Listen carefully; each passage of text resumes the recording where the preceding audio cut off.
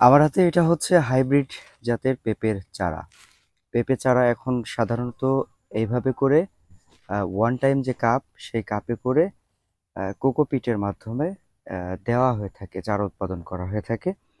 আর এই হাইব্রিড চারাগুলো সাধারণত 60 থেকে 65 দিন পরেই গাছে ফুল আসে এবং 100 দিনের মধ্যে বিক্রির উপযোগী হয়।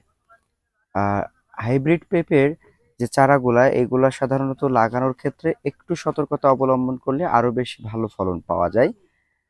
ছবিতে উল্লেখিত যে সিস্টেমটা দেখছেন, যে উত্তর থেকে দক্ষিণ দিকে 45 ডিগ্রি অ্যাঙ্গেলে কাত করে যদি লাগানো হয়, তাহলে এই চারাগুলাতে ফলনের ক্ষেত্রে বেশ সুবিধা দেয়।